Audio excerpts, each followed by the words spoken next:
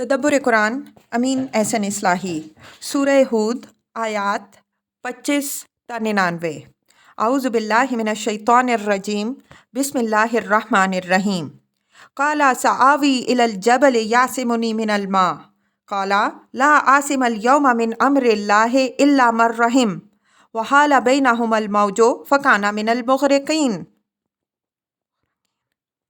بیٹا بھی بڑا ہی ہٹی تھا۔ یہ ہولناک منظر دیکھ کر بھی اس کی ہیکڑی میں کوئی فرق نہیں آیا۔ باپ کی اس شفقت بھری دعوت کے جواب میں بولا کہ کچھ پرواہ نہیں، میں کسی پہاڑ میں پناہ لے لوں گا، وہ مجھے اس پانی سے بچا لے گا۔ حضرت نوح علیہ السلام نے فرمایا کہ یہ پانی نہیں بلکہ قہر الہی ہے جس سے آج کوئی بچانے والا نہیں بن سکتا، صرف وہی اس سے بچ سکے گا جس پر اللہ ہی رحم فرمائے۔ اتنے میں ایک موج اور باپ اور بیٹے کے درمیان حائل ہو گئی اور وہ بھی غرق ہو کے رہا۔ یہ اس ہولناک ٹریجڈی کا آخری منظر تھا۔ اس کے سامنے آ جانے کے بعد فوراً آسمان و زمین سب کو احکام صادر ہو گئے کہ بس اب کام پورا ہو چکا۔ وقیل یا ارض ابلعی ماءکی ویا سماء اقلعی وغیض الماء وقضی الامر واستوت علی الجودی وقیل بعدا للقوم الظالمین۔ زمین کو حکم ہوا کہ اپنا پانی نگل لے، آسمان کو حکم ہوا کہ بس اب تھم جا۔ اقلاع کے معنی کسی کام سے رک جانے کے ہیں۔ یا سماء اقلعی یعنی اپنی بارش روک دے، وغیض الماء یعنی چڑھا ہوا پانی اتر گیا۔ غاد یغیض لازم اور متعدی دونوں آتا ہے۔ غاد الماء پانی اتر گیا، غاد الماء پانی کو اتارا گیا، یہاں متعدی استعمال ہوا ہے۔ الجودی کوہستان ارارات کی ایک چوٹی کا نام ہے۔ تورات میں صرف ارارات کا ذکر ہے، قرآن نے خاص اس چوٹی کا ذکر کیا ہے جہاں کشتی جا کر ٹکی۔ اس سے طوفان کی ہولناکی کا اندازہ کیا جا سکتا ہے کہ چند دنوں میں پانی کہاں سے کہاں تک پہنچ گیا۔ اگر کسی محدود علاقے میں بارش اتنی زیادہ ہو کہ نکاس کے تمام راستے اس کے پانی کو باہر نکالنے سے قاصر رہ جائیں تو وہاں پانی کا چڑھ جانا امر لازمی ہے۔ بعدا للقوم الظالمین اظہار نفرت اور لعنت کا جملہ ہے، یعنی خس کم جہاں پاک، ان ظالموں پر لعنت ہو۔ ظلم سے یہاں اپنی جان پر ظلم مراد ہے، یعنی اللہ نے تو ان کو نہایت اعلیٰ صلاحیتوں کے ساتھ پیدا کیا لیکن انہوں نے اپنی بدعمالیوں سے اپنے آپ کو خدا کی زمین پر غلاظت کا ڈھیر بنا لیا، جس کو صاف کرنے کے لیے خدا کو ایک طوفان بھیجنا پڑا۔ وَنَادَى نُوحٌ رَبَّهُ فَقَالَ رَبِّ إِنَّ ابْنِي مِنْ أَهْلِي وَإِنَّ وَعْدَكَ الْحَقُّ وَأَنْتَ أَحْكَمُ الْحَاكِمِينَ۔ یہ دعا حضرت نوح علیہ السلام نے اس وقت فرمائی جب بیٹے کو ڈوبتے دیکھا۔ اس وجہ سے بظاہر اس کا حوالہ آیت 43 کے ساتھ آنا تھا، لیکن بلاغت کلام کے اقتضاء سے اس کا ذکر مؤخر ہو گیا۔ گویا خدا کی نگاہوں میں یہ شخص حضرت نوح علیہ السلام کا بیٹا ہونے کے باوجود ایسا نابکار تھا کہ جب تک خدا نے اس کو غرق نہیں کر لیا، اس کے باب میں حضرت نوح علیہ السلام کی دعا زیر بحث لانا بھی پسند نہیں فرمایا۔ اس غضب کی وجہ ظاہر ہے کہ اس دنیا میں اگر کسی انسان کو سب سے بڑی سعادت اور خوش بختی حاصل ہو سکتی ہے تو وہ یہی ہو سکتی ہے کہ اللہ تعالیٰ اس کو کسی پیغمبر کے گھر میں جنم دے، لیکن یہی خوش بختی سب سے بڑی بدبختی بھی ہو سکتی ہے اگر وہ اس کی قدر نہ کرے اور وہ دل کے گھر میں شیطان بن کر اٹھے۔ چنانچہ کلام کی ترتیب ہی سے یہ بات صاف عیاں ہے کہ اس شخص کو خدا نے سب سے زیادہ مغبوط قرار دیا۔ گویا سارے طوفان کا اصلی ہدف تھا ہی یہی۔ جب یہ ڈوب گیا تو معاً طوفان کے خاتمے کا اعلان ہو گیا۔ حضرت نوح علیہ السلام نے یہ دعا شفقت پدری سے مغلوب ہو کر محض اہل کے اس لفظ سے فائدہ اٹھاتے ہوئے فرمائی جو اوپر آیت 40 میں گزرا ہے کہ حضرت نوح علیہ السلام کو حکم ہوا کہ اس کشتی میں ہر چیز کے نر و مادہ اور اپنے اہل و عیال کو بجز ان کے جن کے باب میں خدا کا فیصلہ ہو ہی چکا ہے سوار کر لو۔ چونکہ اہل کے لفظ میں ان کا بیٹا کنعان بھی بظاہر شامل تھا، اور یہ بات تعین کے ساتھ ان کے علم میں نہیں تھی کہ یہ خدا کے اس فیصلے کی زد میں آ چکا ہے، جس کا حوالہ ہم نے اوپر الا من سبق علیہ القول کی وضاحت کرتے ہوئے دیا ہے۔ اس وجہ سے انہوں نے فریاد کی کہ اے رب، میرا یہ بیٹا بھی میرے اہل میں شامل ہے، اور تیرا یہ وعدہ کہ تو میرے اہل کو اس کشتی کے ذریعے سے نجات دے گا سچا وعدہ ہے، اور تو سب سے بہتر فیصلہ فرمانے والا ہے۔ مطلب یہ کہ جب یہ تیرا سچا وعدہ موجود ہے تو میرا یہ بیٹا غرق کیوں ہوا؟ کالا یا نوح انہ لیس من اہلک انہ عمل غیر صالح فلا تسألنی ما لیس لک بہ علم انی اعظک ان تکون من الجاہلین۔ اللہ تعالیٰ نے جواب میں فرمایا کہ یہ بیٹا تمہارے اس اہل میں شامل نہیں ہے جن کے لیے نجات کا وعدہ تھا۔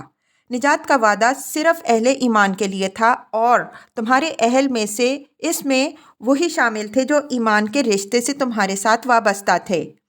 انہو عمل غیر صالح، یہ اسی طرح کا اسلوب بیان ہے جیسے کہیں زید عدل، زید سراپا عدل ہے، یعنی یہ شخص تمہارے اہل میں کیسے شمار ہو سکتا ہے، یہ تو بالکل نابکار و ناہنجار تھا۔ نبی کا گھرانہ صرف نسب سے نہیں بنتا بلکہ ایمان و عمل صالح سے بنتا ہے۔ یہ تو ان لوگوں میں شامل تھا جن کے باب میں ہمارا فیصلہ صادر ہو چکا ہے کہ ہم ایسے تمام لوگوں کو جہنم میں بھر دیں گے، تو تم ہم سے کسی ایسی چیز کے لیے درخواست نہ کرو جس کے باب میں تمہیں کوئی علم نہیں۔ میں تمہیں نصیحت کرتا ہوں کہ تم جذبات سے مغلوب ہو جانے والوں میں نہ بنو۔ ہم دوسرے مقام میں لفظ جہل کی تحقیق بیان کر چکے ہیں کہ عربی میں اس کا اصلی مفہوم جذبات سے مغلوب ہو جانا ہے۔ قال ربی انی اعوذ بک ان اسألک ما لیس لی بہ علم والا تغفر لی وترحمنی اکن من الخاسرین۔ یہ حضرت نوح علیہ السلام نے اس تنبیہ کے بعد فوراً توبہ کی اور اللہ تعالیٰ نے ان کی توبہ قبول فرما لی۔ قیل یا نوح اہبط بسلام منا وبرکات علیک وعلی امم ممن معک وامم سنمتعہم ثم یمسہم منا عذاب علیم۔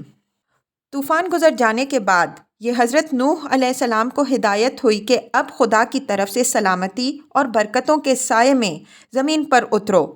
یہاں یہ بات یاد رکھنے کی ہے کہ کسی معذب قوم کے اندر جب وہ لوگ جو ایمان اور اپنی عظیمت کی بدولت نجات پاتے ہیں، چونکہ وہ آزمائش کی بھٹیوں سے گزر کر ہر قسم کے غل و غش سے بالکل پاک ہو جاتے ہیں، اس وجہ سے رحمت الہی ان کی طرف خاص طور سے متوجہ ہوتی ہے اور ان کو اپنی مخصوص برکات اور افضال کے سائے میں پروان چڑھاتی ہے۔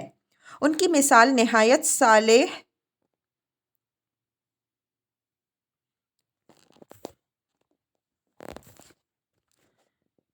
بیجوں کی ہوتی ہے جو صالح زمین اور سازگار آب و ہوا میں پروان چڑھتے ہیں۔ اس وجہ سے ہر چند ان کی تعداد تھوڑی ہو لیکن وہ بہت جلد تمام اکناف کو گھیر لیتے ہیں۔ وَعَلَىٰ أُمَمٍ مِّمَّن مَّعَكَ، یعنی آج اگر بظاہر تمہارے ساتھ صرف چند نفوس ہیں، لیکن چونکہ ان پر خدا کی رحمت و برکت ہے، اس وجہ سے ان کے اندر بڑی بڑی قومیں اور ملتیں مضمر ہیں جو بالآخر ظہور میں آئیں گی اور تمام روئے زمین پر چھا جائیں گی۔ چنانچہ تاریخ شاہد ہے کہ طوفان نوح کے بعد یہی نفوس از سر نو آبادی کا ذریعہ بنے۔ وَأُمَمٌ سَنُمَتِّعُهُمْ ثُمَّ يَمَسُّهُمْ عَذَابٌ علیم۔ ساتھ ہی اس امر واقعہ سے آگاہ فرمایا کہ آئندہ ان کی نسل سے جو قومیں اٹھیں گی ان میں سب مبارک ہی نہیں ہوں گی بلکہ ان میں ایسی قومیں بھی ہوں گی جو عروج پکڑیں گی، اور ہم ان کو ایک خاص حد تک مہلت بھی دیں گے کہ بالآخر ان کے اعمال کی پاداش میں ہم ان کو ایک دردناک عذاب میں پکڑیں گے۔ تِلْکَ مِنْ أَنْبَاءِ الْغَیْبِ نُوحِیہا إِلَیْکَ مَا کُنْتَ تَعْلَمُهَا أَنْتَ وَلَا قَوْمُکَ مِنْ قَبْلِ ہَٰذَا فَاصْبِرْ إِنَّ الْعَاقِبَةَ لِلْمُتَّقِینَ۔ یہ خاتمہ سرگزشت پر حضرت صلی اللہ علیہ وسلم کی طرف التفات ہے کہ یہ سرگزشت نہ تمہارے علم میں تھی اور نہ تمہاری قوم ہی کے علم میں، یہ محض اللہ کا فضل ہے کہ اس نے اپنی وحی کے ذریعے سے تم کو بھی آگاہ کیا اور تمہارے واسطے سے تمہاری قوم کو بھی اس سے آگاہ ہونے کا سامان بہم پہنچایا۔ یہ امر یہاں واضح رہے کہ یہ سرگزشت اس واضح صورت میں اپنے فوائد و نتائج کے ساتھ پہلی مرتبہ قرآن میں بیان ہوئی ہے۔ اس سے پہلے تورات میں اس کے بعض حصے بیان تو ضرور ہوئے تھے، لیکن نہایت ہی پراگندہ اور مسخ شدہ شکل میں۔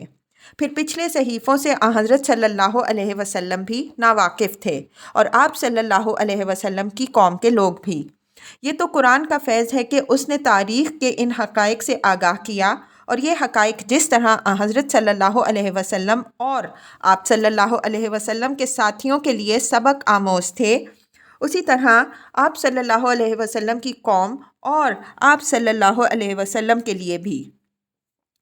فَاصْبِرْ إِنَّ الْعَاقِبَةَ لِلْمُتَّقِينَ، یہ خلاصہ ہے اس سرگزشت کا۔ مطلب یہ ہے کہ اپنی دعوت پر جمے رہو، انجام کار کی کامیابی خدا سے ڈرنے والوں ہی کو حاصل ہوتی ہے، تمہارے مخالف ناکام و نامراد ہوں گے۔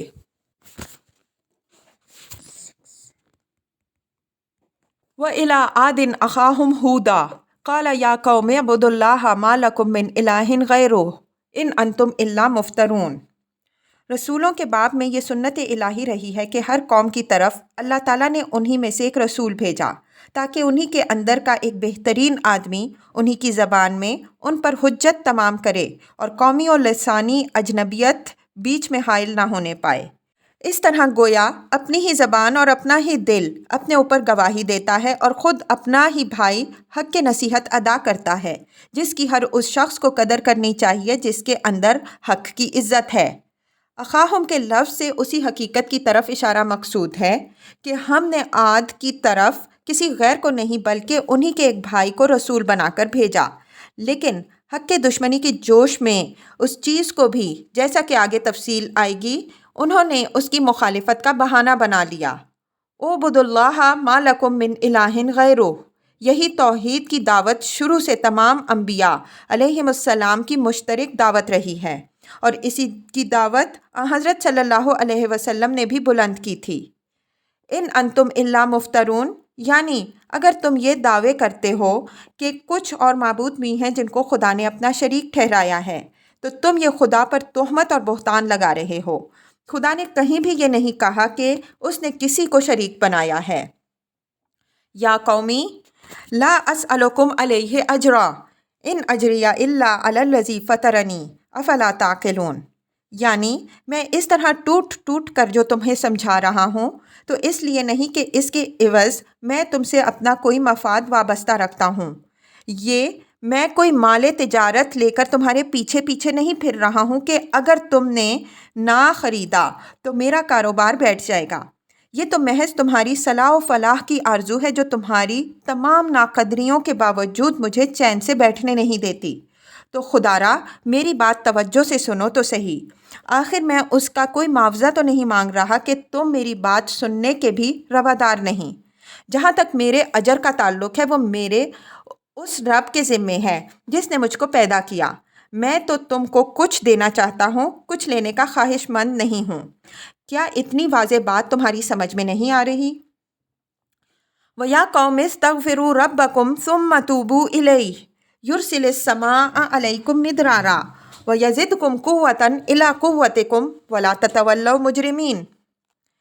یہ قوم کی توبہ کی طرف دعوت ہے کہ شرک اور نافرمانی سے تائب ہو کر خالص اپنے رب سے اپنے تعلق کو استوار کرو۔ ہم دوسرے مقام میں واضح کر چکے ہیں کہ توبہ کے دو رکن ہیں، ایک منفی اور دوسرا مثبت۔ منفی تو یہ ہے کہ آدمی نے جو غلط عقائد و اعمال اختیار کر رکھے ہیں ان سے دستبردار ہو، مثبت یہ ہے کہ ان کی جگہ صحیح عقائد و اعمال اختیار کرے۔ پہلے کے لیے استغفار کا لفظ ہے جس کا مفہوم یہ ہے کہ بندہ اپنے رب سے ملتجی ہو کہ وہ اس کے گناہوں سے درگزر فرمائے اور ان پر اپنے عفو و کرم کا پردہ ڈالے۔ دوسرے کے لیے توبہ کا لفظ ہے جس کے معنی رجوع کرنے کے ہیں، یعنی بندہ زندگی کی اس صراط مستقیم کی طرف رجوع کرے جو خدا نے اس کو بتائی ہے اور جو اس کو خدا تک پہنچانے والی ہے۔ ان میں سے پہلے کی بنیاد خشیت پر ہے اور دوسرے کی محبت پر، پھر شعور و احساس ان کا لازمی جزو ہے۔ جب تک یہ تمام عناصر جمع نہ ہوں، مجرد توبہ یا استغفار کے ورد سے وہ توبہ وجود میں نہیں آتی جو خدا کے ہاں قبولیت کا درجہ پائے۔ یرسل السماء علیکم مدرارا ویزدکم قوۃ الی قوتکم، خوب بارش برسانا رزق و فضل میں زیادتی کی تعبیر ہے، اور یزدکم قوۃ الی قوتکم سے سیاسی قوت و شوکت میں اضافہ کی طرف اشارہ ہے۔ یہ اجتماعی توبہ کی برکتیں بیان ہوئی ہیں۔ مطلب یہ ہے کہ یہ نہ خیال کرو کہ آسمان سے بارش تمہارے دیوتا برساتے ہیں اور میدان جنگ میں فتح تمہیں وہ دلاتے ہیں۔ اس وجہ سے اگر تم نے ان کو چھوڑ دیا تو رزق سے بھی محروم ہو جاؤ گے اور تمہاری سیاسی جمعیت بھی پارا ہو جائے گی۔ تمہارے یہ خیالات بالکل وہم پر مبنی ہیں۔ آسمان و زمین سب پر صرف خدا ہی کی بادشاہی ہے۔ اس وجہ سے اگر کوئی قوم اللہ کی طرف رجوع کرتی ہے اور اس کی رسی مضبوطی سے پکڑ لیتی ہے تو اللہ تعالیٰ اس کے لیے آسمان و زمین سب کی برکتوں کے دروازے کھول دیتا ہے اور چہار عالم پر اس کی حکومت قائم ہو جاتی ہے۔ استغفار و توبہ کی جو دعوت تمہیں ہمارا رسول دے رہا ہے اس کو فرمانبردارانہ قبول کرو، اس سے مجرمانہ منہ نہ موڑو۔ اگرچہ یہاں جیسا کہ ہم نے اشارہ کیا اجتماعی توبہ کی برکتیں بیان ہوئی ہیں، لیکن اس کے معنی یہ نہیں ہے کہ انفرادی توبہ ان برکتوں سے خالی ہوتی ہے۔ جو بندہ گناہ کی زندگی سے منہ موڑ کر اللہ کی طرف رجوع کرتا ہے، اللہ رزق کے طیب سے اس کی کفالت فرماتا اور اس کو سکینت و طمانینت کی لازوال بادشاہت بخشتا ہے۔ قالوا یا ہود ما جئتنا ببینۃ وما نحن بتاریکی آلہاتنا عن قولک وما نحن لک بمؤمنین۔ بینہ سے مراد یہاں کوئی کھلا ہوا حصی معجزہ ہے۔ مطلب یہ ہے کہ ہم تمہارا اتنا بڑا دعویٰ کہ تم خدا کے رسول ہو کر ہمارے پاس آئے ہو اور اتنا بڑا مطالبہ کہ ہم اپنے معبودوں کو چھوڑ دیں، مجرد تمہارے کہہ دینے سے کس طرح قبول کر لیں؟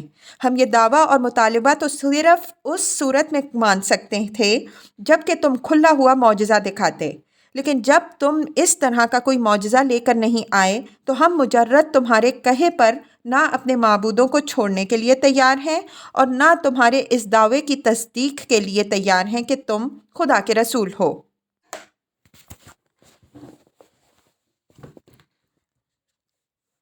ان نقول الا تراک بعض آلہاتنا بسوء قال انی اشہد اللہ واشہد انی بریء مما تشرکون من دونہ فکیدونی جمیعا ثم لا تنظرون۔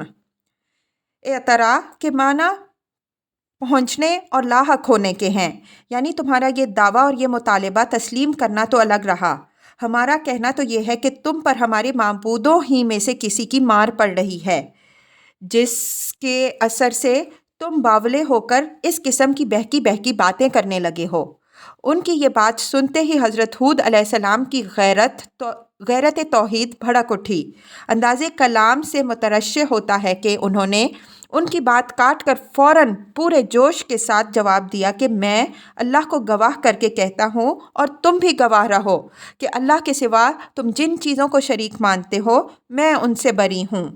فکیدونی جمیعا ثم لا تنظرون۔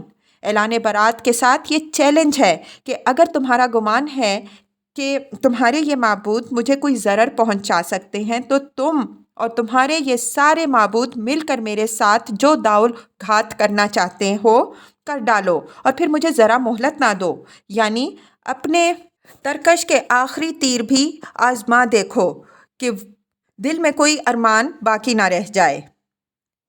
انی توکلت علی اللہ ربی و ربکم ما من دابۃ الا هو آخذ بناصیتها ان ربی علی صراط مستقیم۔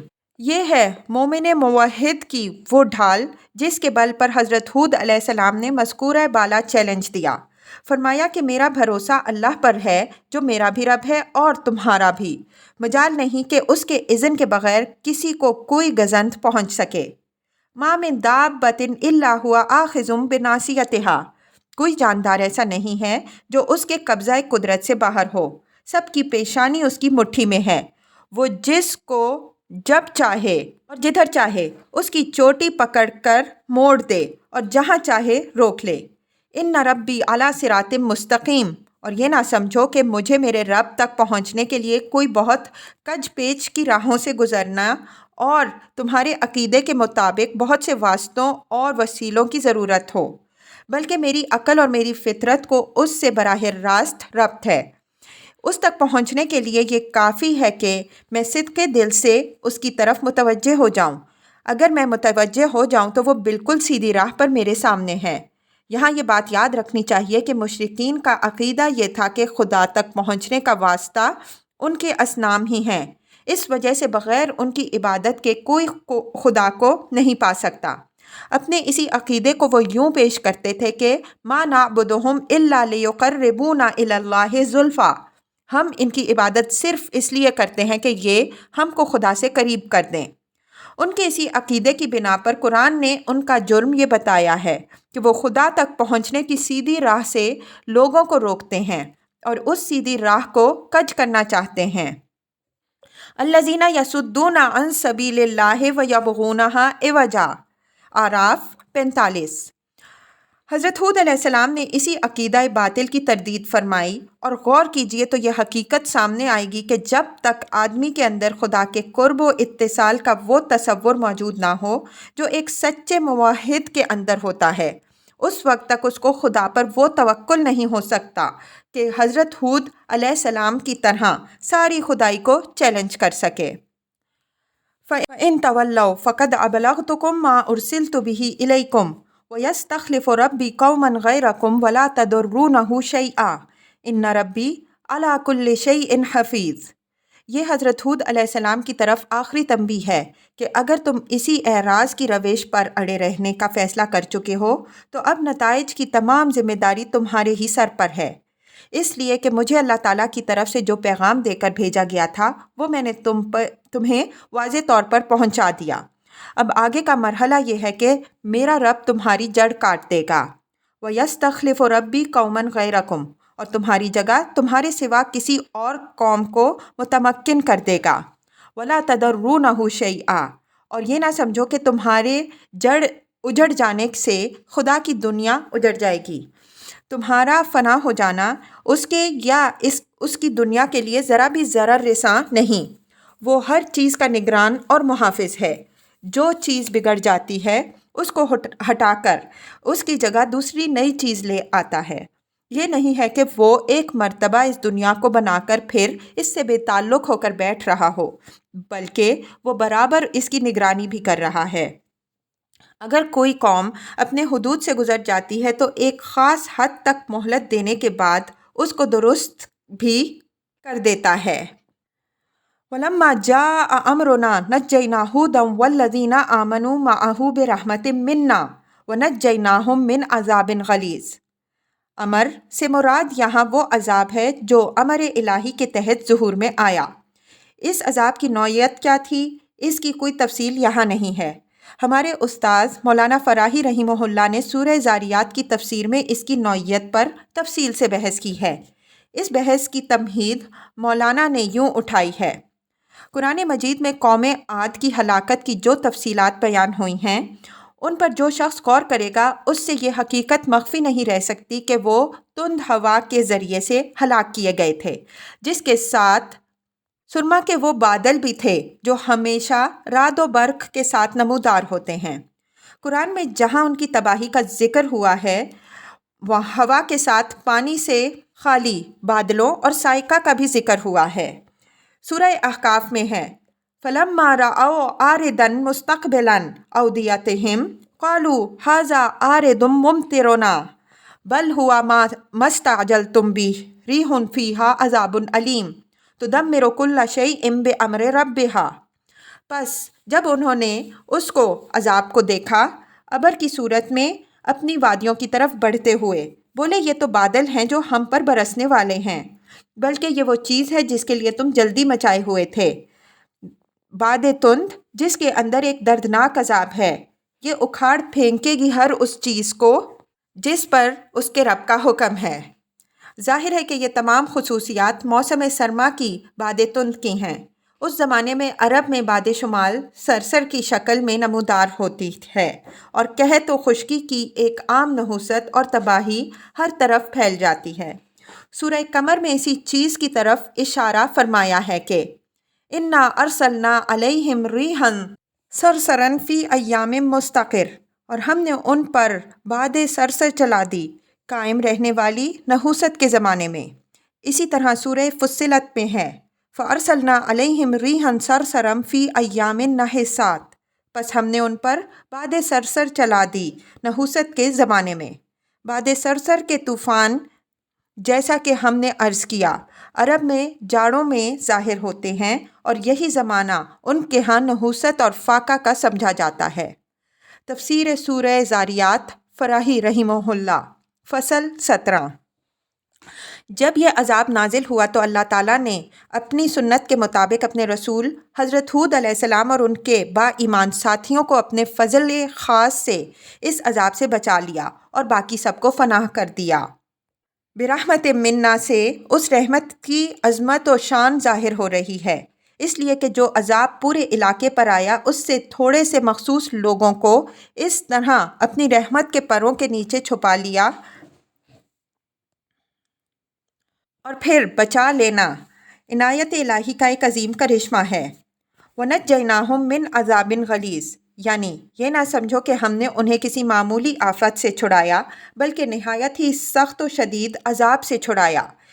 اس سے عذاب کی ہولناکی کا بھی اظہار ہو رہا ہے اور اس عظیم رحمت کا بھی جو حضرت ہود علیہ السلام اور ان کے ساتھیوں کے لیے ظاہر ہوئی۔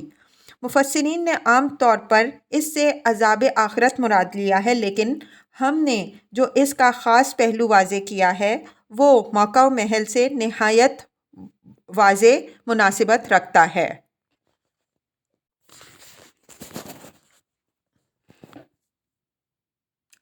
وَتِلْكَ عَادٌ جَحَدُوا بِآيَاتِ رَبِّهِمْ وَعَصَوْا رُسُلَهُ وَاتَّبَعُوا أَمْرَ كُلِّ جَبَّارٍ عَنِيدٍ وَأُتْبِعُوا فِي هَٰذِهِ الدُّنْيَا لَعْنَةً وَيَوْمَ الْقِيَامَةِ أَلَا إِنَّ عَادًا كَفَرُوا رَبَّهُمْ أَلَا بُعْدًا لِعَادٍ قَوْمِ ہود۔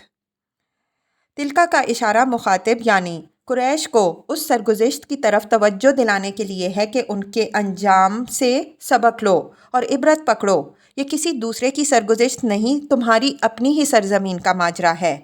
جہدوا بآیات ربہم، انہوں نے بھی تمہاری ہی طرح اپنے رب کی نشانیوں کا دیدہ و دانستہ، جیسا کہ دوسری جگہ تصریح ہے، انکار کیا۔ وَعَصَوْا رُسُلَهُ، اور اس کے رسولوں کی نافرمانی کی۔ یہاں یہ امر ملحوظ رہے کہ اگرچہ بظاہر انہوں نے نافرمانی ایک ہی رسول حضرت ہود علیہ السلام کی تھی، لیکن لفظ جمع کا رسل استعمال ہوا ہے۔ اس کی وجہ یہ ہے کہ اعتبار اصل علت فعل کا ہوتا ہے، نہ کہ مخصوص فعل کا۔ جس علت کی بنا پر انہوں نے حضرت ہود علیہ السلام کو جھٹلایا، اس کی موجودگی کی صورت میں کسی رسول کے ساتھ بھی ان کا معاملہ اس سے مختلف نہیں ہو سکتا تھا۔ وَأُتْبِعُوا أَمْرَ كُلِّ جَبَّارٍ عَنِيدٍ، یعنی رسولوں کی تو انہوں نے نافرمانی کی اور سرکشوں اور ضدیوں کی بات مانی۔ انجام اس بدبختانہ روش کا یہ ہوا کہ وَأُتْبِعُوا فِي هَٰذِهِ الدُّنْيَا لَعْنَةً وَيَوْمَ الْقِيَامَةِ، اس دنیا میں بھی ان کے پیچھے لعنت لگا دی گئی اور آخرت میں بھی ان کے پیچھے یہ لعنت لگی رہی۔ یہ حقیقت بھی یہاں پیش نظر رہے کہ اس دنیا میں انسان کے لیے دو ہی راستے ہیں، ایک رحمان کا، دوسرا شیطان کا، اور انہی میں سے کسی ایک کی پیروی اس کے لیے ناگزیر ہے۔ اگر وہ رحمان کے راستے کو نہیں اختیار کرے گا تو لازماً شیطان کی پیروی کرے گا، بیچ کا کوئی اور راستہ نہیں ہے۔ آخر میں قریش کو بھی متنبہ کیا کہ کان کھول کر سن لو کہ عاد نے اپنے رب کا انکار کیا۔ الا بعدا لعاد قوم ہود، سن لو کہ ہود کی قوم عاد پر خدا کی مار۔